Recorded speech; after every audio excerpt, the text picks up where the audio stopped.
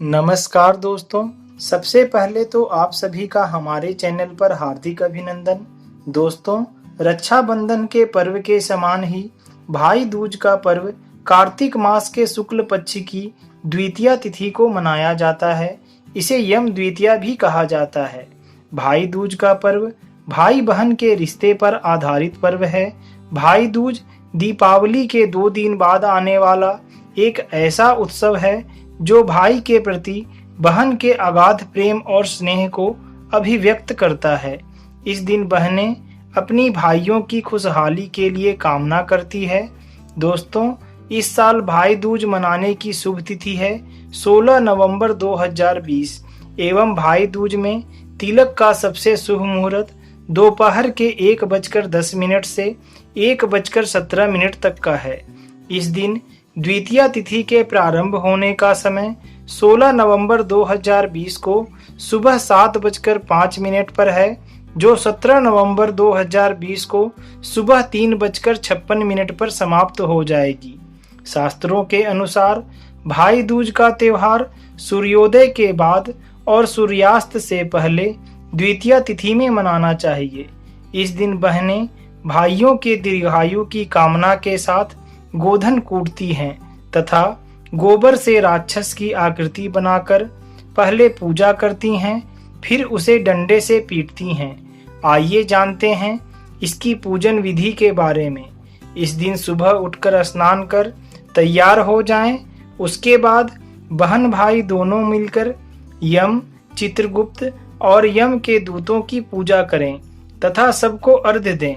इस दिन बहन अपने भाई को घी और चावल का टीका लगाती हैं। फिर भाई की हथेली पर सिंदूर, पान, सुपारी और सूखा नारियल यानी गोला रखती हैं। फिर भाई के हाथ पर कलावा बांधा जाता है और उनका मुंह मीठा किया जाता है। इसके बाद बहन अपने भाई की लंबी उम्र की कामना करती है। भाई अपनी बहन को प्रेम पूर्वक कुछ उपहार भी देते हैं। दोस्तों, एक बात तो आप सभी जानते ही हैं कि हमारे हरेक व्रत और त्योहार के पीछे कोई न कोई कहानी जरूर होती है। तो आइए जानते हैं इसके पीछे छिपी कहानी के बारे में। भगवान सूर्यदेव की पत्नी छाया की कोख से यमराज तथा यमुना दोनों भाई बहन का जन्म हुआ था।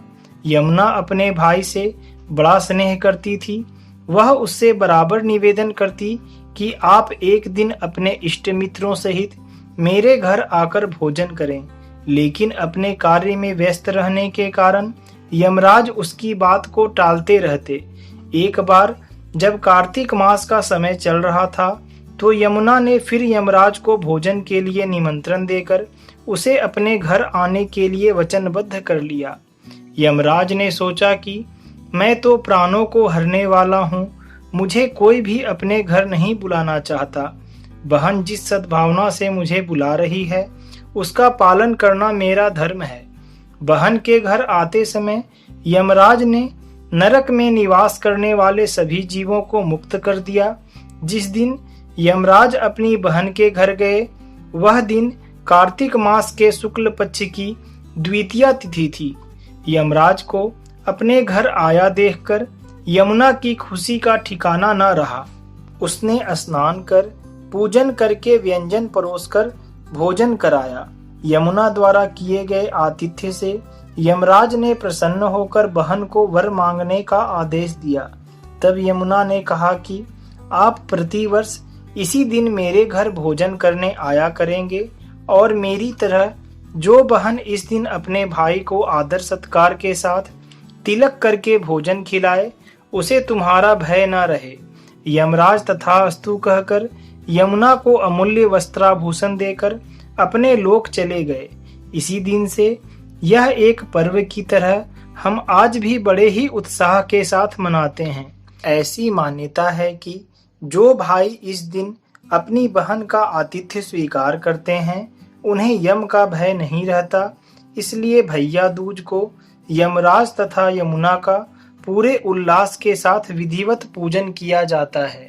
दोस्तों, अगर हमारे द्वारा दी गई जानकारी आपको अच्छी लगी हो तो हमें कमेंट करके ज़रूर बताएं और आगे भी ऐसी ही जानकारियाँ प्राप्त करने के लिए हमारे चैनल को सब्सक्राइब जरूर करें। जय श्री कृष्ण।